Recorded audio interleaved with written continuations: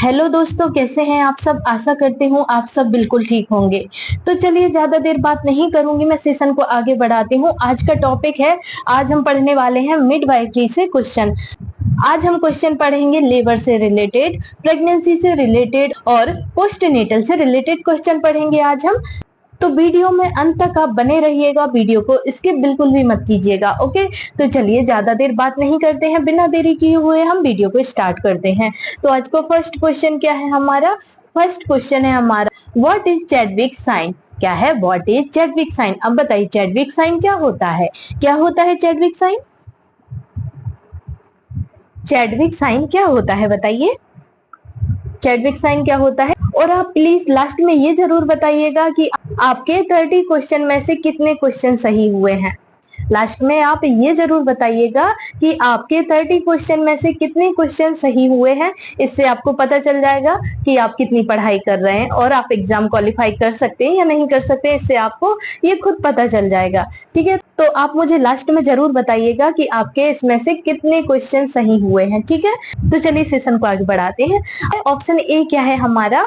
Option A है हमारा softening of cervix, मतलब गर्भाशय ग्रीवा का नरम होना। ऑप्शन बी कह रहा है हमारा bluish discolouration of vaginal mucosa, मतलब योनि श्लेष्मा का नीला पड़ना। ऑप्शन सी कह रहा है हमारा इनलार्जमेंट ऑफ यूट्रस, मतलब गर्भाशय का बड़ा होना। ऑप्शन डी कह रहा है हमारा फिटल मूवमेंट, मतलब भ्रूण की गति। तो बताइए चैडविक साइन क्या होता है। क्या होता है चैडविक साइन। आईएमपी क्वेश्चन है ये, ठीक है। आईएमपी क्वेश्चन पर टिक कर लीजिएगा इसको। आईएमपी क्वेश्चन है, ठीक है, एग्जाम में आते हैं ये क्वेश्चन। तो चैडविक साइन क्या हो जाएगा। राइट आंसर क्या हो जाएगा, जिसको भी पता है राइट आंसर बताइए इसका। तो राइट आंसर लिख लीजिए आप, ऑप्शन नंबर बी। क्या हो जाएगा, ऑप्शन नंबर बी हो जाएगा इसका correct answer. Bluish discolouration of vaginal mucosa, मतलब योनि श्लेष्मा का नीला पड़ना। क्या हो जाएगा, योनि श्लेष्मा का नीला पड़ना इसका करेक्ट आंसर हो जाएगा। ठीक है, गर्भावस्था की शुरुआत में रक्त प्रवाह बढ़ने के कारण क्या होता है, योनि श्लेष्मा का नीला पड़ना होता है। ठीक है, योनि श्लेष्मा क्या हो जाती है, नीली हो जाती है, नीली पड़ने लगती है। उसी को हम क्या बोलते हैं, उसी को हम बोलते हैं चैडविक साइन। क्या होगा, गर्भावस्था की शुरुआत में रक्त प्रवाह बढ़ने के कारण योनि श्लेष्मा का नीला पड़ना चैडविक साइन कहलाता है। ठीक है, योनि श्लेष्मा का नीला पड़ना क्या कहलाता है, चैडविक साइन कहलाता है। तो राइट आंसर आप ऑप्शन नंबर बी लगा लीजिए। चलिए नेक्स्ट क्वेश्चन पर आते हैं। क्वेश्चन आता है हमारा टू क्वेश्चन है हमारा, how much folic acid is recommended daily in pregnancy, मतलब गर्भावस्था में प्रतिदिन कितनी फॉलिक एसिड की सिफारिश की जाती है। अब बताइए जब प्रेगनेंसी होती है तो उस टाइम एक प्रेग्नेंट लेडीज को कितनी फॉलिक एसिड लेनी चाहिए, कितने माइक्रोग्राम फॉलिक एसिड की जरूरत पड़ती है। बताइए कितनी फॉलिक एसिड की सिफारिश की जाती है। डॉक्टर कितने फॉलिक एसिड की सिफारिश करते हैं प्रेगनेंसी लेडीज को। तो चलिए पहले हम ऑप्शन देख लेते हैं। ऑप्शन ए है हमारा 100 माइक्रोग्राम, ऑप्शन नंबर बी है हमारे 200 माइक्रोग्राम, ऑप्शन सी है हमारा 400 माइक्रोग्राम, ऑप्शन डी है 800 माइक्रोग्राम। तो बताइए कितने माइक्रोग्राम की जरूरत होगी फॉलिक एसिड की। प्रतिदिन का पूछा है, ठीक है, प्रतिदिन कितनी फॉलिक एसिड की सिफारिश करते हैं बताइए। तो राइट आंसर क्या होगा, राइट आंसर बताइए इसका, आप बताइए इसका राइट आंसर क्या होगा। बहुत इंपॉर्टेंट क्वेश्चन है दोस्तों, ये बहुत इंपॉर्टेंट क्वेश्चन है। वीडियो को आप बिल्कुल भी स्किप मत कीजिएगा, वीडियो को आप पूरा जरूर देखिएगा। ठीक है, तो राइट आंसर हो जाएगा इसका ऑप्शन नंबर सी।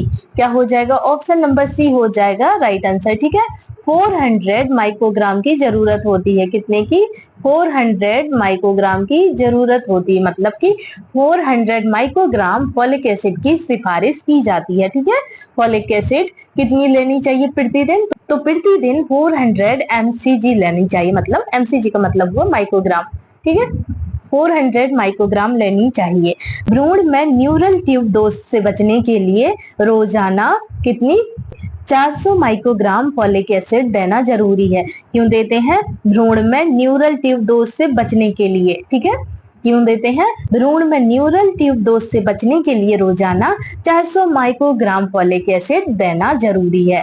ठीक है, तो राइट आंसर आप लगा लीजिए ऑप्शन नंबर सी। चलिए नेक्स्ट क्वेश्चन पर आते हैं। क्वेश्चन आता है हमारा 3 क्वेश्चन है हमारा, Montgomery tubercles are seen in which part of the body? मतलब Montgomery tubercles शरीर के किस भाग में पाए जाते हैं? बताइए, Montgomery जो होते हैं वो शरीर के किस भाग में पाए जाते हैं? तो ऑप्शन ए है हमारा पेट में, ऑप्शन बी बोल रहा है हमारा एरियोला ऑफ ब्रेस्ट मतलब स्तन की एरियोला में, ऑप्शन सी हमारा थाइस मतलब जांग है, ऑप्शन नंबर डी हमारा बैक मतलब पीठ में। तो बताइए मोंटगोमरी ट्यूबरकल्स शरीर के किस भाग में पाए जाते हैं? किस भाग में पाए जाते हैं मोंटगोमरी? राइट आंसर क्या हो जाएगा? तो राइट आंसर हो जाएगा इसका ऑप्शन नंबर बी, एरियोला में। एरियोला में पाए जाते हैं। एरियोला कहाँ होता है पता है ना? निप्पल के पास जो एरिया होता है, निप्पल के घेर पर जो एरिया होता है उसको हम बोलते हैं एरियोला। इस एरिया को हम बोलते हैं एरियोला। ठीक है, निप्पल के पास जो एरिया होता है उस एरिया को हम बोलते हैं एरियोला। इस एरिया को हम एरियोला बोलते हैं। ठीक है, तो राइट आंसर लगा लीजिए आप, स्तन की एरियोला। ठीक है, यह स्तनों की एरियोला में पाए जाने वाले ग्रंथियां होती हैं जो गर्भावस्था में बढ़ जाती हैं। क्या होती हैं? ये गर्भावस्था में बढ़ जाती हैं। ठीक है, तो राइट आंसर लगा लीजिए आप ऑप्शन नंबर बी। चलिए नेक्स्ट क्वेश्चन पर आते हैं। क्वेश्चन नंबर आता है हमारा 4 क्वेश्चन है हमारा, व्हाट इज ब्लॉटमेंट? अब बताइए ब्लॉटमेंट क्या होता है? क्या होता है ब्लॉटमेंट बताइए। चलिए पहले हम ऑप्शन देख लेते हैं। ऑप्शन क्या है हमारे? ऑप्शन ए है हमारा फीटल हार्ट साउंड मतलब भ्रूण की हृदय ध्वनि, ऑप्शन बी हमारा पाल्पेशन ऑफ फीटल पार्ट्स मतलब भ्रूण के अंगों का स्पर्श, ऑप्शन सी है हमारा rebound of foetus when pushed मतलब भ्रूण को धकेलने पर वापसी, ऑप्शन डी हमारा एब्डोमिनल एनलार्जमेंट मतलब पेट का बड़ा होना। तो बताइए ब्लॉटमेंट क्या होते हैं? क्या होता है ब्लॉटमेंट? राइट आंसर क्या हो जाएगा इसका क्वेश्चन नंबर 4 का? तो राइट आंसर हो जाएगा इसका ऑप्शन नंबर सी। क्या हो जाएगा? ऑप्शन नंबर सी हो जाएगा इसका करेक्ट आंसर। ठीक है, rebound of foetus when pushed. क्या होगा? Rebound of foetus when pushed मतलब भ्रूण को धकेलने पर वापसी। क्या होते हैं ब्लॉटमेंट? ब्लॉटमेंट होता है भ्रूण को धकेलने पर वापसी। ये इसका राइट आंसर हो जाएगा। ठीक है, option number C correct answer है। आंतरिक जांच के दौरान भ्रूण को धकेलने पर उसकी वापसी की क्रिया को हम ब्लॉटमेंट कहते हैं। किसको कहते हैं? आंतरिक जांच के दौरान भ्रूण को धकेलने पर उसकी वापसी की क्रिया को हम ब्लॉटमेंट कहते हैं। ठीक है, तो right answer option number C लगा लीजिए। चलिए नेक्स्ट क्वेश्चन पर आते हैं। क्वेश्चन आता है हमारा 5 क्वेश्चन है हमारा, विच vaccine is recommended between 16 to 24 weeks of pregnancy? क्या है? विच vaccine is recommended between 16 to 24 weeks of pregnancy मतलब गर्भावस्था के 16 to 24 सप्ताह के बीच कौन सा टीका दिया जाता है? बताइए 16 से 24 सप्ताह के बीच कौन सा टीका दिया जाता है? कौन सा टीका दिया जाता है 16 से 24 सप्ताह के बीच? बीसीजी दिया जाता है या फिर टीटी दिया जाता है या फिर एमएमआर दिया जाता है या फिर ओपीवी दिया जाता है? गर्भावस्था के 16 से 24 सप्ताह की बात हो रही। ठीक है, तो कौन सा टीका देते हैं? इसका आंसर तो आपको पता होगा, बताइए इसका आंसर। गर्भावस्था में पूछ रहा है। ठीक है, बच्चों का नहीं पूछ रहा है। गर्भावस्था में कौन सा टीका देते हैं? कौन सा टीका देते हैं गर्भावस्था में? तो टीटी के हम 2 डोज देते हैं गर्भावस्था में। ठीक है, टीटी टिटनेस टॉक्साइड, टीटी का मतलब हुआ टिटनेस टॉक्साइड। ठीक है, टीटी का टीका दिया जाता है 16 से 24 सप्ताह के बीच। दूसरा टीका दिया जाता है। ठीक है, फर्स्ट जो टीका होता है वो 1 या 2 महीने में दे देते हैं। तो सेकेंड डोज जो होता है टिटनेस का वो 16 से 24 सप्ताह में दिया जाता है। ठीक है, तो टीटी इसका राइट आंसर हो जाएगा। 24 सप्ताह के बीच टीटी वैक्सीन दिया जाता है ताकि नवजात टिटनेस से बचाया जा सके। क्यों दिया जाता है? ताकि नवजात को टिटनेस से बचाया जा सके। ठीक है, इसलिए देते हैं टीटी। तो right answer option number B लगा लीजिए।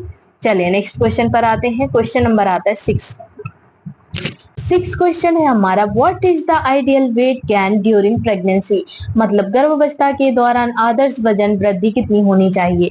बताइए गर्भावस्था के दौरान आदर्श वजन कितनी वृद्धि होनी चाहिए, कितना वजन बढ़ना चाहिए गर्भावस्था के दौरान, बताइए प्रेगनेंसी में कितना वजन बढ़ता है। तो ऑप्शन ए है 2 से 4 किलो, ऑप्शन नंबर बी है हमारा 5 से 7 केजी, ऑप्शन सी है हमारा 9 से 11 केजी, ऑप्शन नंबर डी हमारा 11 से 13 केजी। तो कितना केजी बढ़ता है बताइए गर्भावस्था के दौरान, आदर्श वजन वृद्धि कितनी होती है, कितनी होनी चाहिए। राइट आंसर क्या हो जाएगा इसका, तो राइट आंसर लिख लीजिए इसका आप, ऑप्शन नंबर डी। क्या हो जाएगा, ऑप्शन नंबर डी हो जाएगा इसका राइट आंसर। 11 से 13 किलो बढ़ना चाहिए, कितना बढ़ना चाहिए, 11 से 13 केजी होना चाहिए, ठीक है। गर्भावस्था के दौरान कम से कम 11 से 13 केजी बढ़ना चाहिए, ठीक है। पूरी गर्भावस्था में 11 से 13 किलो वजन बढ़ना सामान्य और आदर्श माना जाता है। कितना, 11 से 13 किलो वजन बढ़ना सामान्य और आदर्श माना जाता है, ठीक है, 11 से 13 किलो। तो राइट आंसर लगा लीजिए आप, ऑप्शन नंबर डी। चलिए नेक्स्ट क्वेश्चन पर आते हैं, क्वेश्चन आता है हमारा 7 क्वेश्चन है हमारा, normal foetal presentation during delivery, मतलब प्रसव के समय भ्रूण की सामान्य प्रस्तुति कौन सी होती है। बताइए प्रसव के समय भ्रूण की सामान्य प्रस्तुति कौन सी होती है। तो ऑप्शन ए है हमारा ब्रीच मतलब नितंब, ऑप्शन नंबर बी है हमारा शोल्डर मतलब कंधा, ऑप्शन नंबर सी है हमारा सिफेलिक मतलब मस्तिष्क सिर, मस्तिष्क या फिर सिर, ऑप्शन नंबर डी है हमारा फेस मतलब चेहरा। तो बताइए प्रसव के समय भ्रूण की सामान्य प्रस्तुति कौन सी होती है, कौन सी होती है बताइए, भ्रूण की सामान्य प्रस्तुति कौन सी होगी, प्रसव के समय भ्रूण की सामान्य प्रस्तुति कौन सी होगी बताइए। राइट आंसर क्या हो जाएगा, सामान्य स्थिति पूछी है, ठीक है। जिसको भी पता है आंसर प्लीज बताइए, कमेंट करके बताइए क्या हुआ इसका आंसर। तो इसका आंसर हो जाएगा ऑप्शन नंबर सी। क्या हो जाएगा, ऑप्शन नंबर सी हो जाएगा सेफेलिक। क्या हो जाएगा, सिफेलिक इसका राइट आंसर हो जाएगा, ठीक है। सिफेलिक, अरे सिफेलिक इसका राइट आंसर हो जाएगा। भ्रूण की कौन सी स्थिति होनी चाहिए, सामान्य स्थिति कौन सी कहलाती है, सिफेलिक, और ब्रीच कौन सी होती है, वो मतलब कि बच्चा उल्टा है, ब्रीच प्रेजेंटेशन मतलब बच्चा उल्टा है, मतलब सिर ऊपर की तरफ है और पैर नीचे की तरफ है। और सिफेलिक क्या होती है, सिर नीचे की तरफ होता है। सिफेलिक स्थिति में, सिफेलिक सामान्य स्थिति होती है, ठीक है, उसमें क्या होता है, सिर नीचे की तरफ होता है और पैर ऊपर की तरफ होते हैं, ठीक है। तो राइट आंसर, यूटरस की साइड क्या रहेगा, सिर रहेगा, और पैर कौन सी तरफ रहेंगे, पैर जो है वो चेस्ट के, वो हमारे चेस्ट की तरफ रहेंगे, ठीक है, मतलब हमारे मुंह की तरफ होंगे पैर। तो राइट आंसर लगा लीजिए आप, ऑप्शन नंबर सी, सिर नीचे मतलब कि सिफेलिक प्रेजेंटेशन, ठीक है। भ्रूण की सबसे सामान्य और सुरक्षित स्थिति होती है सिफेलिक, ओके। चलिए नेक्स्ट क्वेश्चन पर आते हैं, क्वेश्चन नंबर आता है 8 क्वेश्चन है हमारा, which pelvis is most suitable for vaginal delivery, मतलब कौन सी पेल्विक आकृति योनि प्रसव के लिए सबसे उपयुक्त होती।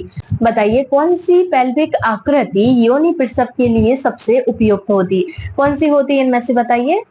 ऑप्शन देख लीजिए, ऑप्शन क्या है हमारे, ऑप्शन ए है एंड्रॉइड, ऑप्शन नंबर बी है हमारा प्लेटिपेलॉइड, ऑप्शन सी है हमारा गाइनोकॉइड, ऑप्शन नंबर डी है हमारा एंथ्रोपॉइड। तो बताइए कौन सी आकृति होगी प्रसव के लिए, योनि प्रसव के लिए कौन सी आकृति सबसे उपयुक्त है। योनि प्रसव का मतलब हुआ नॉर्मल डिलीवरी की बात हो रही, तो नॉर्मल डिलीवरी के लिए पेल्विक आकृति कौन सी होनी चाहिए। राइट आंसर क्या हो जाएगा इसका, तो राइट आंसर हो जाएगा इसका option number C, gynaecoid. Gynaecoid इसका राइट आंसर हो जाएगा, ठीक है, क्या हो जाएगा, गायनेकॉइड इसका करेक्ट आंसर हो जाएगा, ठीक है। क्वेश्चन नंबर 8 का राइट आंसर लगा लीजिए, option number C, gynaecoid pelvis गोल होती है। गायनेकॉइड पेल्विस कौन सी होती है, गोल होती है ये, ठीक है, और योनि प्रसव के लिए सबसे उपयुक्त मानी जाती है, नॉर्मल डिलीवरी के लिए ये सबसे उपयुक्त मानी जाती है गायनेकॉइड पेल्विस, ठीक है। तो राइट आंसर लगा लीजिए आप, ऑप्शन नंबर सी। चलिए नेक्स्ट क्वेश्चन पर आते हैं, क्वेश्चन आता है 9 क्वेश्चन है हमारा, which hormone is responsible for breast milk production, मतलब स्तन के दूध के निर्माण के लिए कौन सा हार्मोन जिम्मेदार होता है। अब बताइए स्तन के दूध के निर्माण के लिए कौन सा हार्मोन जिम्मेदार होता है? कौन सा हार्मोन होता है बताइए, दूध के लिए कौन सा हार्मोन जिम्मेदार होता है? तो ऑप्शन ए है एस्ट्रोजन, ऑप्शन बी है प्रोलैक्टिन, ऑप्शन सी है ऑक्सीटोसिन, ऑप्शन डी है प्रोजेस्टेरोन। तो बताइए कौन सा हार्मोन होगा? राइट आंसर क्या हो जाएगा? दूध निर्माण कौन करता है बताइए, कौन सा हार्मोन करता है? जिसको भी आंसर पता है प्लीज बताइए। कोई बात नहीं, चलिए आंसर लगा लीजिए इसका आप, ऑप्शन नंबर बी प्रोलैक्टिन। कौन करता है? प्रोलैक्टिन करता है, ठीक है। कौन सा हार्मोन होता है? वो होता है प्रोलैक्टिन, ठीक है।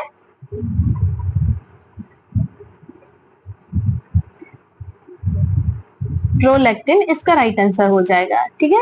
प्रोलैक्टिन हार्मोन स्तन के दूध के निर्माण में मदद करता है। क्या करता है? प्रोलैक्टिन स्तन के दूध के निर्माण में मदद करता है, प्रोलैक्टिन हार्मोन, ठीक है। चलिए नेक्स्ट क्वेश्चन पर आते हैं। क्वेश्चन आता है 10 क्वेश्चन है हमारा, during which stage of labour is the placenta delivered. मतलब प्रसव की किस अवस्था में प्लेसेंटा बाहर आता है? अच्छा क्वेश्चन है, बताइए कौन सी अवस्था में प्लेसेंटा को बाहर करते हैं? पहली या दूसरी या फिर तीसरी या फिर चौथी? कौन सी अवस्था में करते हैं प्लेसेंटा को अलग? बताइए प्लेसेंटा को बाहर कौन सी अवस्था में किया जाता है? राइट आंसर क्या हो जाएगा इसका? तो राइट आंसर हो जाएगा इसका ऑप्शन नंबर सी। क्या हो जाएगा? ऑप्शन नंबर सी हो जाएगा इसका राइट आंसर, ठीक है। प्रसव की कितनी अवस्थाएं होती हैं? प्रसव की 4 अवस्थाएं होती हैं, ठीक है, जिसमें कि तीसरी अवस्था में क्या होता है? प्लेसेंटा बाहर होता है। थर्ड स्टेज में क्या होता है? प्लेसेंटा, थर्ड स्टेज में प्लेसेंटा को बाहर किया जाता है, ठीक है। प्रसव की तीसरी अवस्था में प्लेसेंटा बाहर आता है, ठीक है। तो राइट आंसर लगा लीजिए आप, ऑप्शन नंबर सी।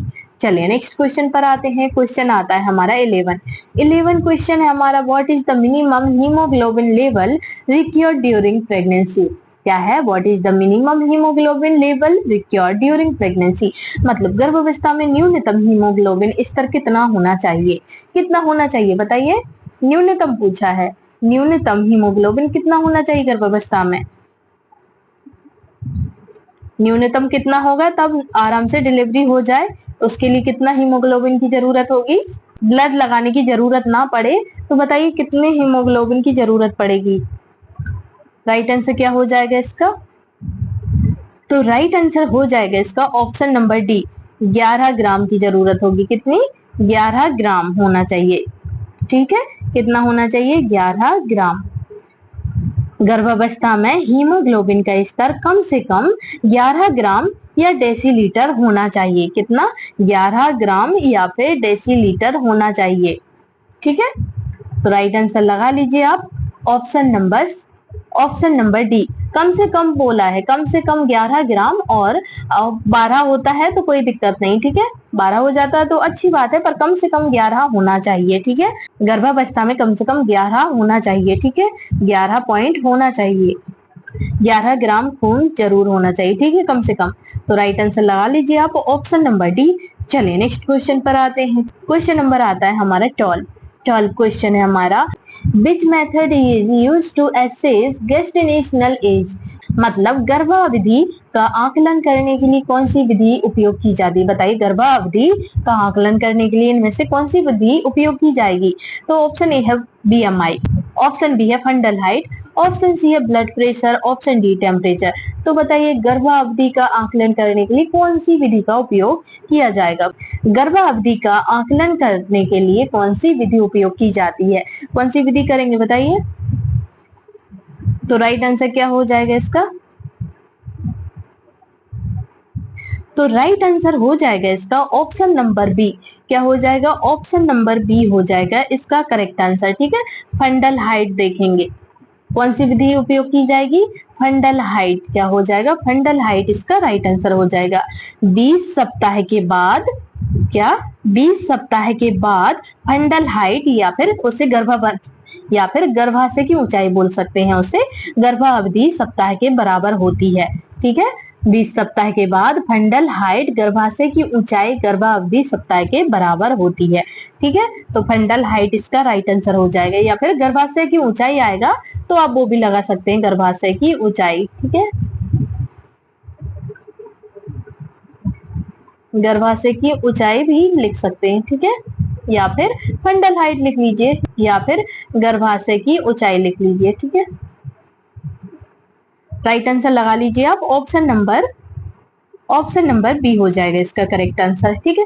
चलिए नेक्स्ट क्वेश्चन पर आते हैं। क्वेश्चन नंबर आता है 13 क्वेश्चन है हमारा, What is the most common cause of postpartum hemorrhage? मतलब पीपीएच। पीपीएच को हम बोलते हैं postpartum hemorrhage। पीपीएच को बोलते हैं हम postpartum hemorrhage। क्या बोलते हैं पीपीएच को? postpartum hemorrhage। मतलब प्रसवोत्तर रक्तस्राव का सबसे सामान्य कारण क्या है? बताइए, प्रसवोत्तर रक्तस्राव पीपीएच का सबसे सामान्य कारण इनमें से क्या होगा? तो ऑप्शन ए है रिटेंट प्लेसेंटा, मतलब प्लेसेंटा का अंदर रह जाना। ऑप्शन बी है यूटेराइन एटॉनी, मतलब गर्भाशय का ढीलापन। ऑप्शन नंबर सी है हमारा सर्वाइकल टीयर, मतलब गर्भाशय ग्रीवा में फटना। ऑप्शन नंबर डी है हमारा पेरिनियल टीयर, मतलब पेरिनियल फटना। तो बताइए प्रसवोत्तर रक्तस्राव का सबसे सामान्य कारण क्या है? क्या है पीपीएच का सबसे सामान्य कारण? राइट आंसर क्या हो जाएगा इसका? तो राइट आंसर हो जाएगा इसका ऑप्शन नंबर बी। क्या हो जाएगा? ऑप्शन नंबर बी हो जाएगा इसका करेक्ट आंसर, ठीक है। यूट्राइन एटॉनी क्या होगा? यूट्राइन एटॉनी इसका करेक्ट आंसर हो जाएगा। गर्भाशय का ढीलापन हो जाएगा। क्या होगा राइट आंसर? गर्भाशय का ढीलापन इसका राइट आंसर हो जाएगा। गर्भाशय का सिकुड़ने में असफल होना एटॉनी प्रसवोत्तर रक्तस्राव का मुख्य कारण होता है।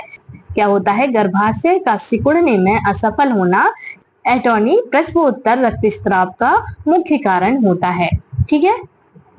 गर्भाशय के सिकुड़ने में असफल होना एटॉनी प्रसवोत्तर रक्तस्राव का मुख्य कारण होता है। तो राइट आंसर आप ऑप्शन नंबर बी लगा लीजिए। चलिए नेक्स्ट क्वेश्चन पर आते हैं। क्वेश्चन आता है हमारा 14 क्वेश्चन है हमारा, what is the normal duration of first stage of labour in primi gravida? क्या है? What is the normal duration of first stage of labor in primi gravida? मतलब प्राइमी ग्रेविडा में प्रसव की पहली अवस्था की सामान्य अवधि क्या होती है? बताइए प्राइमी ग्रेविडा में प्रसव की पहली अवस्था की सामान्य अवधि क्या होती है? तो ऑप्शन ए है हमारा 2 से 4 घंटे। ऑप्शन बी है हमारा 6 to 8 hours. Option number C हमारा 12 to 14 hours. Option number D हमारा 16 to 20 आवर्स। तो बताइए क्या हुआ इसका आंसर? प्राइमी ग्रेविडा में प्रसव की पहली अवस्था की सामान्य अवधि क्या होती है? जो पहली बार गर्भवती होती है जो महिला, उसको पहली अवस्था में कितने घंटे लगते हैं? कितने घंटे में उसकी पहली डिलीवरी होगी? बताइए कितने घंटे लगेंगे उसे डिलीवरी के लिए? तो राइट आंसर क्या हो जाएगा इसका? तो राइट आंसर लगा लीजिए इसका आप ऑप्शन नंबर सी। पहली बार में कितना ज्यादा टाइम लगता है? पहली बार जो महिला प्रेगनेंसी होती है तो उसे टाइम लगता है कम से कम 12 से 14 घंटे। कितना लगता है? 12 से 14 घंटे लगते हैं उसे, ठीक है। 12 से 14 घंटे लगते हैं पहली बार जो महिला प्रेग्नेंट होती है उसको डिलीवरी के लिए कम से कम 12 से 14 घंटे लगते हैं। पहली बार गर्भवती महिलाओं में पहली अवस्था लगभग 12 से 14 घंटे की होती है। कितनी होती है? 12 से 14 घंटे की होती है, ठीक है। तो राइट आंसर लगा लीजिए आप ऑप्शन नंबर सी। चलिए नेक्स्ट क्वेश्चन पर आते हैं। क्वेश्चन आता है हमारा 15 क्वेश्चन है हमारा, विच हार्मोन मेंटेन्स प्रेगनेंसी? मतलब गर्भावस्था को बनाए रखने वाला मुख्य हार्मोन कौन सा है? कौन सा हार्मोन है गर्भावस्था को बनाए रखने वाला? बताइए राइट आंसर क्या हो जाएगा? एस्ट्रोजन है या फिर ऑक्सीटोसिन है या फिर प्रोजेस्टेरॉन है या तो प्रोलैक्टिन है? क्या है बताइए?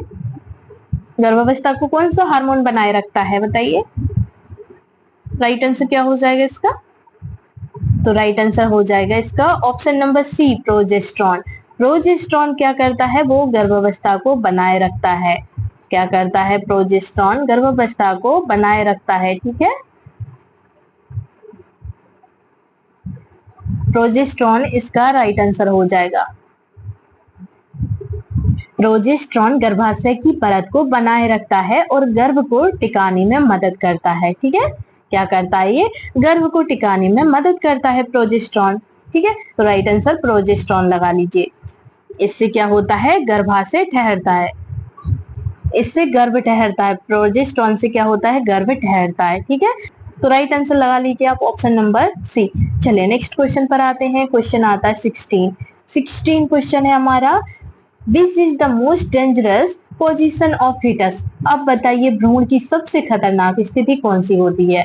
बताइए जो पेट में जो बच्चा होता है, भ्रूण में जो बच्चा होता है, उसकी सबसे खतरनाक स्थिति कौन सी होती है इनमें से। तो ऑप्शन ए है वर्टेक्स मतलब सिर नीचे, ऑप्शन नंबर बी है हमारा नितंब मतलब कि ब्रिज, ऑप्शन नंबर सी है हमारा ट्रांसवर्स लाई मतलब आड़ा स्थिति, ऑप्शन नंबर डी हमारा ऑक्सीपुट एंटीरियर मतलब पिछला सिर आगे, मतलब पिछला सिर आगे।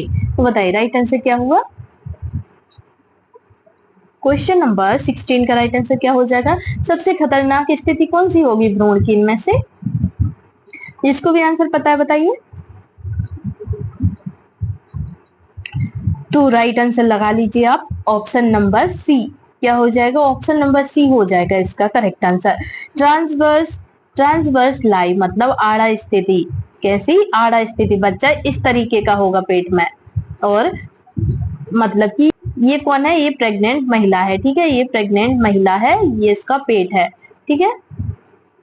तो ये बच्चा कौन सी तरफ है, इस तरफ है, इस तरफ। और बच्चे को नॉर्मल साइज कौन सा होना चाहिए, सिर इधर होना चाहिए, बच्चे का सिर इधर होना चाहिए और पैर इधर होना चाहिए, ठीक है। और इसमें क्या है, लाई स्थिति जो होती है, ट्रांसफर लाई स्थिति होती है, ये आड़ी होती है, इस तरीके का बच्चा होता है उसमें आड़ा स्थिति, ठीक है। तो वो क्या होती है, वो सबसे खतरनाक स्थिति मानी जाती। आड़ी स्थिति भ्रूण में पेट के अंदर क्षैतिज रूप से होता है, जिससे सामान्य प्रसव संभव नहीं होता। इससे क्या होता है, सामान्य प्रसव तो नहीं होता है, ठीक है, और खतरनाक होता है ये क्या होता है, ये जो स्थिति होती है ये खतरनाक मानी जाती है, ठीक है। और सामान्य प्रसव नहीं होता है, नॉर्मल डिलीवरी इसमें नहीं होती, ठीक है। इस तरीके की होती तो नॉर्मल डिलीवरी होती, ठीक है। ये इस तरीके की है इसलिए नॉर्मल डिलीवरी नहीं होगी। सिर इधर होगा बच्चे का और पैर इधर होंगे तो क्या होगी, नॉर्मल डिलीवरी हो जाएगी। अगर आड़ी स्थिति में होगा बच्चा तो नॉर्मल डिलीवरी संभव नहीं है, ठीक है। चलिए नेक्स्ट क्वेश्चन पर आते हैं। क्वेश्चन नंबर आता है हमारा 17 क्वेश्चन है हमारा, what is the function of oxytocin during labour. मतलब प्रसव के दौरान ऑक्सीटोसिन का क्या कार्य होता है। बताइए प्रसव के दौरान ऑक्सीटोसिन हार्मोन का क्या कार्य होता है, क्या कार्य करता है ऑक्सीटोसिन, बताइए राइट आंसर क्या होगा इसका। चलिए ऑप्शन देख लेते हैं। ऑप्शन ए है हमारा प्रमोट्स फीटल ग्रोथ मतलब भ्रूण की वृद्धि को बढ़ावा देना, ऑप्शन बी हमारा कॉजेस यूटेराइन कॉन्ट्रैक्शन मतलब गर्भाशय संकुचन कराना, ऑप्शन नंबर सी हमारा प्रोड्यूसेस ब्रेस्ट मिल्क मतलब दूध बनाना, ऑप्शन डी है प्रिवेंट्स इन्फेक्शन मतलब संक्रमण रोकना। तो बताइए प्रसव के दौरान ऑक्सीटोसिन का कार्य क्या होता है, क्या होता है ऑक्सीटोसिन का कार्य प्रसव के दौरान। राइट आंसर क्या हो जाएगा, तो राइट आंसर हो जाएगा इसका option number B, causes uterine contraction गर्भाशय संकुचन कराना। ऑक्सीटोसिन क्या करता है, गर्भाशय संकुचन कराना, ठीक है, गर्भाशय संकुचन करता है ऑक्सीटोसिन, ठीक है। कॉन्ट्रैक्शन करता है ऑक्सीटोसिन। नॉर्मल डिलीवरी के लिए ऑक्सीटोसिन इंजेक्शन दिए जाते हैं ना, तो वही क्यों देते हैं ऑक्सीटोसिन, क्यों देते हैं ऑक्सीटोसिन इंजेक्शन, क्योंकि यूटरस का कॉन्ट्रैक्शन हो इसलिए क्या देते हैं, इसलिए ऑक्सीटोसिन का इंजेक्शन दिया जाता है नॉर्मल डिलीवरी के लिए। नॉर्मल डिलीवरी के लिए ऑक्सीटोसिन इंजेक्शन देते हैं, ठीक है, कॉन्ट्रैक्शन के लिए देते हैं ताकि गर्भाशय संकुचन हो सके, ठीक है। गर्भाशय संकुचन के लिए ऑक्सीटोसिन इंजेक्शन दिया जाता है। ऑक्सीटोसिन प्रसव के दौरान गर्भाशय के संकुचनों को तेज करता है, जिससे शिशु बाहर आने में मदद मिलती है, शिशु को बाहर आने में मदद मिलती है। गर्भाशय का संकुचन होगा तो शिशु को बाहर आने में दिक्कत नहीं होगी, आराम से बाहर आ जाएगा। यूटरस फैलेगा तो बच्चा बाहर आराम से आ जाएगा, अगर यूटरस ही नहीं फैलेगा तो बच्चा बाहर कैसे आएगा। यूटरस को फैलाने के लिए, संकुचन कॉन्ट्रैक्शन के लिए हम ऑक्सीटोसिन इंजेक्शन का यूज करते हैं, ठीक है। तो राइट आंसर आप ऑप्शन नंबर बी लगा लीजिए। चलिए नेक्स्ट क्वेश्चन पर आते हैं। क्वेश्चन आता है 18 क्वेश्चन है हमारा, what is the name of the soft spot on a newborn's head. What is the name of the soft spot on a newborn's head. मतलब नवजात शिशु के सिर पर नरम स्थान को क्या कहते हैं? बताइए, नवजात शिशु के सिर पर नरम स्थान को क्या कहते हैं? क्या कहा जाता है? नवजात शिशु के जो सिर में नरम स्थान होता है उसको क्या कहेंगे? तो ऑप्शन ए है स्विचर्स, ऑप्शन बी है हमारा फॉन्टेनल, ऑप्शन नंबर सी हमारा स्कल मतलब खोपड़ी, ऑप्शन डी है मोल्डिंग। तो बताइए क्या हुआ इसका राइट आंसर? सॉफ्ट सॉफ्ट स्थान को क्या बोलेंगे? नरम स्थान को क्या कहते हैं? बताइए, नवजात शिशु के जो सिर पे होता है उस नरम स्थान को क्या कहा जाता है? राइट आंसर क्या हो जाएगा इसका? तो राइट आंसर हो जाएगा इसका ऑप्शन नंबर क्या होगा बताइए, जिसको भी पता है बताइए। तो ऑप्शन नंबर बी हो जाएगा इसका राइट आंसर, फॉन्टेनल। क्या होगा? फॉन्टेनल इसका राइट आंसर हो जाएगा। ठीक है, फॉन्टेनल नवजात के सिर की हड्डियों के बीच एक नरम जगह होती है। क्या होती है? नवजात के सिर की हड्डियों के बीच एक नरम जगह होती है जिससे मस्तिष्क को जगह मिलती है। क्या होती है? जिससे मस्तिष्क को जगह होती है। फॉन्टेनल इसका राइट आंसर हो जाएगा। फॉन्टेनल नवजात के सिर की हड्डियों के बीच एक नरम जगह होती है जिससे क्या होता है? जिससे मस्तिष्क को जगह मिलती है। ठीक है, तो फॉन्टेनल इसका राइट आंसर लगा लीजिए। चलिए नेक्स्ट क्वेश्चन पर आते हैं। क्वेश्चन आता है 19 क्वेश्चन है हमारा, when should the first postnatal checkup be done? क्या है? When should the first postnatal checkup be done मतलब पहली प्रसवोत्तर जांच कब करनी चाहिए? बताइए, इनमें से पहली प्रसवोत्तर जांच कब करनी चाहिए? तो ऑप्शन ए है हमारा on the same day of delivery मतलब प्रसव के दिन, ऑप्शन बी हमारा आफ्टर 2 वीक्स मतलब 2 सप्ताह बाद, ऑप्शन सी हमारा आफ्टर 6 वीक्स मतलब 6 सप्ताह बाद, ऑप्शन नंबर डी हमारा आफ्टर 3 मंथ्स मतलब 3 महीने बाद। तो बताइए पहली प्रसवोत्तर जांच कब करनी चाहिए? पहली प्रसवोत्तर जांच कब की जाती है बताइए? पहली प्रसवोत्तर जांच कब की जाती है? राइट आंसर क्या हो जाएगा इसका? तो राइट आंसर हो जाएगा इसका ऑप्शन नंबर सी। क्या हो जाएगा? ऑप्शन नंबर सी हो जाएगा इसका करेक्ट आंसर। ठीक है, आफ्टर कितने? After 6 weeks. कितना? आफ्टर 6 वीक्स इसका राइट आंसर हो जाएगा। ठीक है, आफ्टर 6 वीक्स इसका करेक्ट आंसर हो जाएगा। पहली प्रसवोत्तर जांच 6 सप्ताह बाद करनी चाहिए। कब करनी चाहिए? पहली प्रसवोत्तर जांच 6 सप्ताह बाद करनी चाहिए। ठीक है, डिलीवरी के 6 सप्ताह बाद पहली प्रमुख प्रसवोत्तर जांच की जाती है।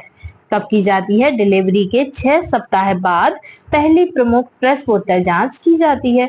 ठीक है, तो राइट आंसर आप ऑप्शन नंबर सी लगा लीजिए। चलिए नेक्स्ट क्वेश्चन पर आते हैं। क्वेश्चन आता है 20 क्वेश्चन है हमारा, व्हाट इज लोकिया? अब बताइए लोकिया क्या है? लोचिया लिखा है इसमें, लोकिया क्या है बताइए? What is lochia? What is lochia बताइए, लोकिया क्या है? क्या है लोकिया? जिसको भी आंसर पता है बताइए।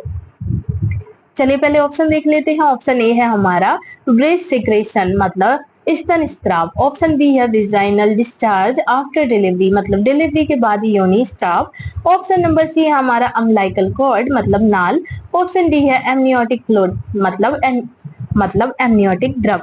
तो बताइए लोकिया क्या है? क्या है लोकिया? तो राइट आंसर हो जाएगा इसका ऑप्शन नंबर बी। क्या हो जाएगा? ऑप्शन नंबर बी हो जाएगा राइट आंसर। डिलीवरी के बाद योनि स्त्राव, डिलीवरी के बाद जो स्त्राव होता है, ब्लड के साथ जो द्रव निकलता है उसको हम बोलते हैं लोकिया। ठीक है, वेजाइनल डिस्चार्ज आफ्टर डिलीवरी। ठीक है, डिलीवरी के बाद जो वेजाइनल डिस्चार्ज होता है उसको हम बोलते हैं लोकिया। ठीक है, उसको क्या बोला जाता है? लोकिया। लोकिया डिलीवरी के बाद गर्भाशय से निकलने वाला रक्त, म्यूकस और ऊतक का मिश्रण होता है। किसका होता है? रक्त, म्यूकस और ऊतक का मिश्रण होता है। क्या होता है? जो म्यूकस होता है वो निकलता है और उसके साथ रक्त भी आता है और ऊतक भी आते हैं। ठीक है, तो उसका मिश्रण जो होता है उसको हम बोलते हैं लोकिया। ठीक है, लोकिया बोला जाता है। रक्त रहता है उसमें, म्यूकस होता है और ऊतक होता है। ठीक है, तो राइट आंसर लगा लीजिए आप ऑप्शन नंबर बी। लोकिया का मतलब क्या हुआ पता चल गया ना। लोकिया डिलीवरी के बाद गर्भाशय से निकलने वाला रक्त, म्यूकस और ऊतक का मिश्रण होता है। ठीक है, तो राइट आंसर आप ऑप्शन नंबर बी लगा लीजिए। चलिए नेक्स्ट क्वेश्चन पर आते हैं। क्वेश्चन आता है हमारा 21 क्वेश्चन है हमारा, what is the most common complication in first trimester. मतलब प्रथम तिमाही में सबसे सामान्य जटिलता क्या होती है। बताइए प्रथम तिमाही में सबसे सामान्य जटिलता क्या होती है इनमें से। तो ऑप्शन ए है इक्लेम्सिया, ऑप्शन बी है एबॉर्शन मतलब गर्भपात, ऑप्शन नंबर सी है हमारा placenta praevia, option number D है हमारा पीपीएच मतलब प्रसवोत्तर रक्तस्राव। तो बताइए प्रथम तिमाही में सबसे सामान्य जटिलता क्या है। सबसे सामान्य जटिलता पूछा है, ठीक है, प्रथम तिमाही में पूछा है। ठीक है, सब प्रथम तिमाही में सबसे सामान्य जटिलता क्या होती है, क्या होगी बताइए। राइट आंसर क्या हो जाएगा इसका। तो राइट आंसर हो जाएगा इसका ऑप्शन नंबर बी। क्या हो जाएगा, ऑप्शन नंबर बी हो जाएगा राइट आंसर। एबॉर्शन प्रथम तिमाही में सबसे सामान्य जटिलता क्या होती है, तो वो है गर्भपात। ठीक है, गर्भपात होने का डर रहता है। प्रथम 3 महीने जो होते हैं पहले गर्भपात होना सामान्य है। ठीक है, पहले 3 महीने में गर्भपात होना सामान्य है। तो राइट आंसर आप ऑप्शन नंबर बी लगा लीजिए इसका। गर्भावस्था के पहले 3 महीनों में सबसे सामान्य जटिलता होती है तो वो गर्भपात होती, तो वो होती है गर्भपात। जटिलता पूछी है, ठीक है, जटिलता बता रहे हैं हम। ठीक है, गर्भपात जटिलता बता रही मैं। ठीक है, गर्भपात होती है सामान्य जटिलता। प्रथम 3 महीने में केयर की जाती है। ठीक है, प्रथम अगर कोई लेडीज प्रेग्नेंट होती है तो उसे पहले 3 महीने जो होते हैं उन 3 महीनों में बहुत केयर करनी होती है, बहुत अच्छे से रहना पड़ता है, बहुत केयरफुल रहना पड़ता है। ठीक है, तो गर्भावस्था के पहले 3 महीनों में सबसे सामान्य जटिलता होती है गर्भपात हो जाता है। ठीक है, तो वो 3 महीने में होता है। 3 महीने के बाद वो तो बहुत कम होता है, अगर होता भी है तो। बाकी 3 महीने के बाद नहीं होता। 3 महीने के जो पहले दिन होते हैं उनमें गर्भपात होने की ज्यादा संभावना होती है। ठीक है, तो राइट आंसर लगा लीजिए ऑप्शन नंबर बी। चलिए नेक्स्ट क्वेश्चन पर आते हैं। क्वेश्चन नंबर आता है हमारा 22 क्वेश्चन है हमारा, what is lightning in pregnancy. अब बताइए गर्भावस्था में लाइटनिंग क्या है, क्या होता है लाइटनिंग, बताइए गर्भावस्था में लाइटनिंग का क्या मतलब हुआ। राइट आंसर क्या हुआ इसका क्वेश्चन नंबर 22 का। चलिए पहले ऑप्शन देख लेते हैं। ऑप्शन ए है हमारा स्टार्ट ऑफ लेबर मतलब प्रसव की शुरुआत, ऑप्शन बी है बेबी ड्रॉप्स इनटू पेल्विस मतलब शिशु का पेल्विस में नीचे आना, ऑप्शन सी है फीटल मूवमेंट स्टॉप्स मतलब भ्रूण की गति रुकना, ऑप्शन डी है वेट गेन मतलब वजन बढ़ना। तो बताइए गर्भावस्था में लाइटनिंग क्या है लाइटनिंग गर्भावस्था में। राइट आंसर क्या हो जाएगा, जिसको भी आंसर पता है बताइए क्या हुआ इसका राइट आंसर। क्वेश्चन नंबर 22 का राइट आंसर बताइए जल्दी, क्या हो जाएगा। तो राइट आंसर लिख लीजिए आप ऑप्शन नंबर बी। क्या हो जाएगा, ऑप्शन नंबर बी हो जाएगा इसका correct answer. Baby drops into pelvis मतलब शिशु का पेल्विस में नीचे आना। लाइटनिंग का मतलब हुआ शिशु का पेल्विस में नीचे आना, लाइटनिंग कहलाता है। ठीक है, राइट आंसर लगा लीजिए आप option number B. Option number B इसका करेक्ट आंसर हो जाएगा। यह तब होता है जब शिशु गर्भाशय से नीचे पेल्विस में आ जाता है, जिससे मां को सांस लेने में राहत मिलती है।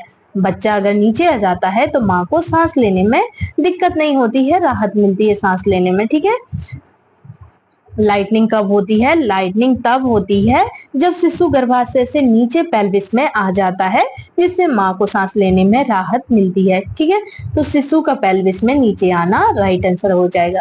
चलिए नेक्स्ट क्वेश्चन पर आते हैं। क्वेश्चन नंबर आता है 23 क्वेश्चन है हमारा, when does ovulation occur in a 28-day menstrual cycle मतलब 28 दिनी चक्र में ओवुलेशन कब होता है। बताइए 28 दिन में ओवुलेशन कब होता है। 28 दिन का जो चक्र होता है उसमें ओवुलेशन कब होता है बताइए। तो ऑप्शन ए है हमारा डे 7 मतलब 7वें दिन में, ऑप्शन बी है हमारा डे 10, ऑप्शन सी है डे 14, ऑप्शन डी है हमारा डे 21 मतलब 21वां दिन। तो बताइए कब होता है। 28 दिन का जो चक्र होता है उसमें ओवुलेशन कब होता है 28 दिन के चक्र में ओवुलेशन। जो मेंस्ट्रुअल साइकिल होता है वो 28 दिन का होता है, तो उन 28 दिन में ओवुलेशन कब होता है। कब होता है ओवुलेशन? राइट आंसर बताइए इसका, जिसको भी आंसर पता है जल्दी बताइए राइट आंसर क्या हुआ इसका। क्वेश्चन नंबर 23 का राइट आंसर क्या हो जाएगा, जल्दी बताइए। चलिए कोई बात नहीं, राइट आंसर लगा लीजिए ऑप्शन नंबर सी 14 डेज। कितना? 14वें दिन में होता है। क्या हो जाएगा? 14वां इसका राइट आंसर हो जाएगा, 14वां दिन।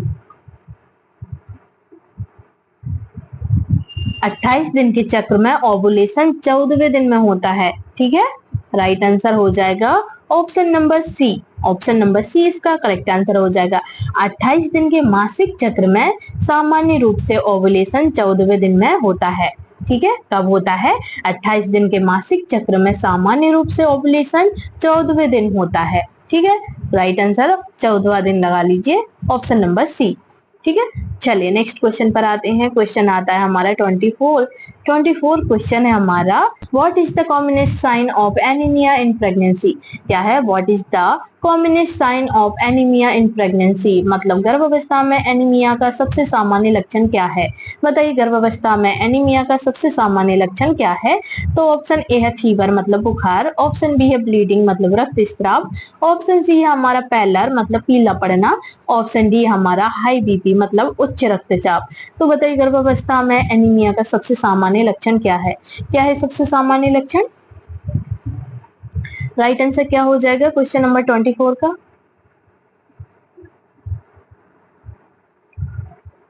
तो राइट आंसर हो जाएगा इसका ऑप्शन नंबर सी। क्या हो जाएगा? ऑप्शन नंबर सी हो जाएगा इसका राइट आंसर, पैलर।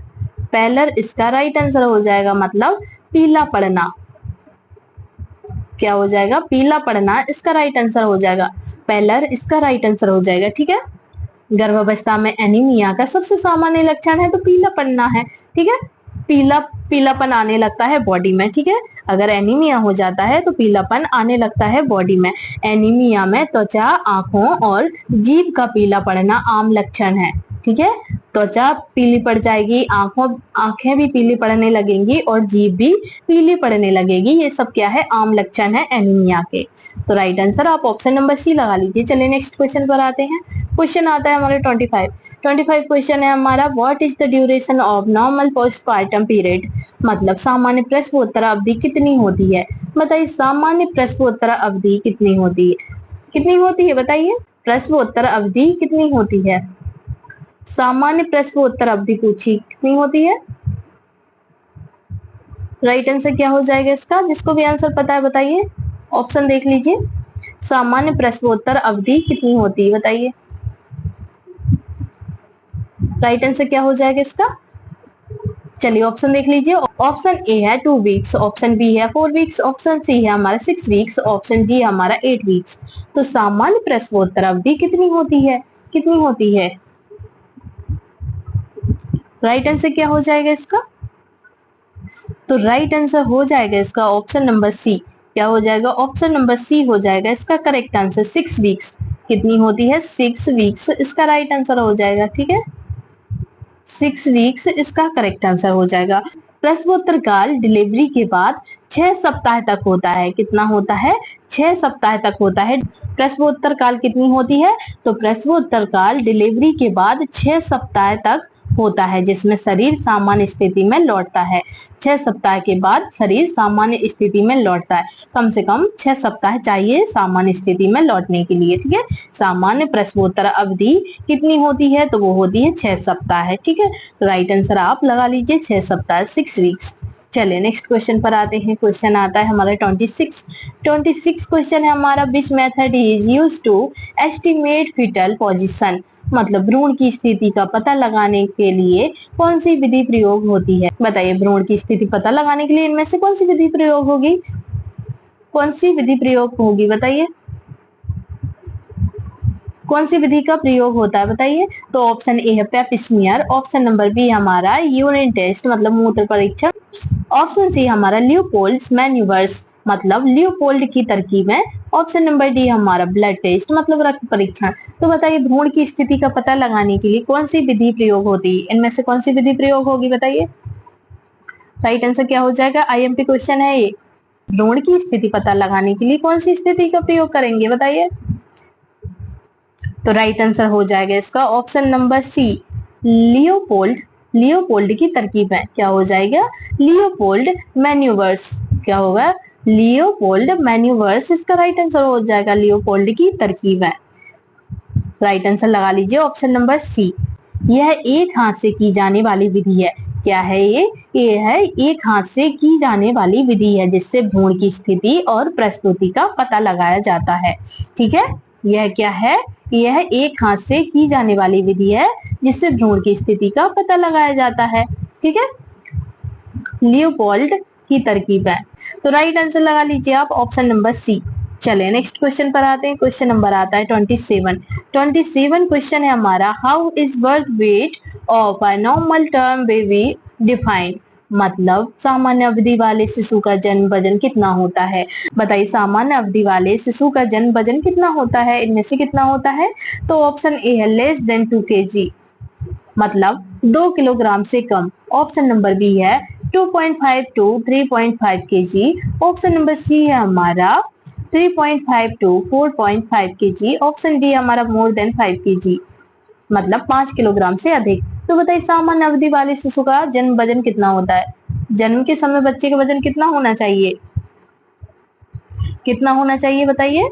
तो लिख लीजिए आप ऑप्शन नंबर बी। क्या हो जाएगा, ऑप्शन नंबर बी हो जाएगा इसका राइट आंसर। 2.5 से 3.5 kg तक हो सकता है। कितना, 2.5 से कितना, 3.5 तक हो सकता है। ठीक है, 2.5 से 3.5 तक होना चाहिए। पूर्ण अवधि में जन्म लेने वाले स्वस्थ शिशु का वजन, स्वस्थ शिशु का वजन है, ठीक है, स्वस्थ शिशु का वजन सामान्यतः 2.5 से 3.5 किलोग्राम होता है। ठीक है, तो राइट आंसर लगा लीजिए आप ऑप्शन नंबर बी।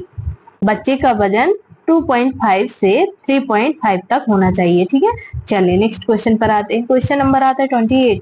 28 क्वेश्चन है हमारा, which hormone helps in breast milk ejection. मतलब स्तन से दूध निकालने में कौन सा हार्मोन मदद करता है। बताइए, स्तन से दूध निकालने में कौन सा हार्मोन मदद करता है इनमें से। तो ऑप्शन ए है प्रोलैक्टिन, ऑप्शन बी है एस्ट्रोजन, ऑप्शन सी हमारा प्रोजेस्टेरोन, ऑप्शन डी है ऑक्सीटोसिन। तो बताइए, स्तन से दूध निकालने में कौन सा हार्मोन मदद करता है, कौन सा हार्मोन मदद करता है बताइए। राइट आंसर क्या हो जाएगा इसका। तो राइट आंसर हो जाएगा इसका ऑप्शन नंबर डी। क्या हो जाएगा, ऑप्शन नंबर डी हो जाएगा राइट आंसर, ऑक्सीटोसिन। ऑक्सीटोसिन क्या करता है, दूध निकालने में मदद करता है। ठीक है, ऑक्सीटोसिन कॉन्ट्रेक्शन का भी काम करता है और दूध निकालने में मदद भी करता है ऑक्सीटोसिन। ठीक है, ऑक्सीटोसिन क्या करता है, स्तनपान के समय दूध बाहर निकालने, लेट डाउन रिफ्लेक्स भी बोलते हैं इसे, let down let down let down reflex के लिए ऑक्सीटोसिन आवश्यक होता है। ठीक है, स्तनपान के समय दूध बाहर निकालने के लिए ऑक्सीटोसिन आवश्यक होता है, या फिर लेट डाउन रिफ्लेक्स के लिए ऑक्सीटोसिन आवश्यक होता है। ठीक है, राइट आंसर आप ऑप्शन नंबर डी लगा लीजिए। चलिए नेक्स्ट क्वेश्चन पर आते हैं। क्वेश्चन नंबर आता है हमारा 29। 29 क्वेश्चन है हमारा, what is the cause of psychological jaundice in newborn's. मतलब नवजात शिशुओं में फिजियोलॉजिकल पीलिया का कारण क्या है। बताइए, नवजात शिशुओं में फिजियोलॉजिकल पीलिया का कारण क्या है। तो ऑप्शन ए है हमारा, चलिए पहले ऑप्शन देख लेते हैं। ऑप्शन ए है हमारा इन्फेक्शन, मतलब संक्रमण। ऑप्शन बी हमारा लीवर इमेच्योरिटी, मतलब जिगर का अपरिपक्व होना। ऑप्शन सी हमारा ब्लड ग्रुप मिसमैच, मतलब रक्त समूह असंगति। ऑप्शन डी है डिहाइड्रेशन, मतलब निर्जलीकरण। तो बताइए, नवजात शिशुओं में फिजियोलॉजिकल पीलिया का कारण क्या है, क्या है पीलिया का कारण बताइए नवजात में। राइट आंसर क्या हो जाएगा, तो राइट आंसर हो जाएगा इसका ऑप्शन नंबर बी। क्या हो जाएगा, ऑप्शन नंबर बी हो जाएगा इसका करेक्ट आंसर, जिगर का अपरिपक्व होना, लीवर इमेच्योरिटी। क्या हो जाएगा, लीवर इमेच्योरिटी इसका राइट आंसर हो जाएगा। नवजात का जिगर पूरी तरह विकसित नहीं होता है, जिससे बिलिरुबिन का स्तर बढ़ जाता है और पीलिया हो जाता है।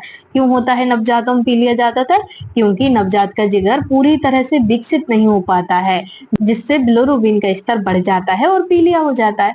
ठीक है, राइट आंसर लगा लीजिए ऑप्शन नंबर बी। चलिए नेक्स्ट क्वेश्चन पर आते हैं। क्वेश्चन नंबर आता है 30 क्वेश्चन है हमारा, what is the most effective way to prevent neonatal tetanus, मतलब नवजात टेटनस को रोकने का सबसे प्रभावी तरीका क्या है। बताइए नवजात टेटनस को रोकने का सबसे प्रभावी इनमें से कौन सा तरीका है। तो ऑप्शन ए है पोलियो वैक्सीन, मतलब पोलियो टीका। ऑप्शन बी है हमारा टीटी वैक्सीन टू मदर, मतलब माँ को टीटी टीका देना। ऑप्शन सी हमारा एक्सक्लूसिव ब्रेस्ट फीडिंग, मतलब केवल स्तनपान। ऑप्शन डी है आयरन सप्लीमेंट्स, मतलब आयरन की गोलियां। तो बताइए नवजात टिटनेस को रोकने का सबसे प्रभावी तरीका क्या है। सबसे प्रभावी तरीका पूछा है, तो क्या है सबसे प्रभावी तरीका बताइए।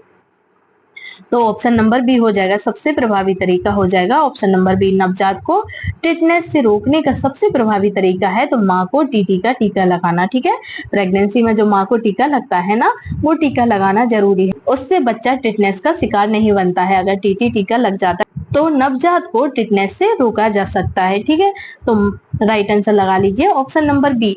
गर्भवती महिला को टीटी का टीका देने से नवजात को टिटनेस से बचाव होता है। क्या होता है, गर्भवती महिला को टीटी का टीका देने से नवजात को टिटनेस से बचाव होता है। ठीक है, नवजात शिशु को टिटनेस नहीं होता है फिर। तो राइट आंसर अपना हो जाएगा ऑप्शन नंबर बी। तो दोस्तों ये थे हमारे आज के क्वेश्चन। आपके इनमें से कितने क्वेश्चन सही हुए हैं वो मुझे आप जरूर बताइएगा। कितने क्वेश्चन आपके सही हुए हैं कमेंट करके आप मुझे जरूर बताइएगा। तो मिलते हैं हम आपसे अगली क्लास में, तब तक आप अपनी पढ़ाई जारी रखिएगा। और अगर आपने मेरा वीडियो को लाइक नहीं किया है तो प्लीज मेरे वीडियो को like, comment, share and subscribe जरूर कर दीजिएगा। इससे क्या होता है, इससे मेरा मोटिवेशन बढ़ता है ताकि मैं आपको आगे भी वीडियो बना सकूं। मोटिवेट होंगी तभी तो आपके लिए वीडियो बनाऊंगी ना, मोटिवेट नहीं होंगी तो वीडियो बनाने का मन भी नहीं करेगा। तो आप मुझे मोटिवेट कीजिए, वीडियो को लाइक कीजिए, शेयर कीजिए और सब्सक्राइब कीजिए। चलिए मिलते हैं नेक्स्ट वीडियो में। Bye bye and take care.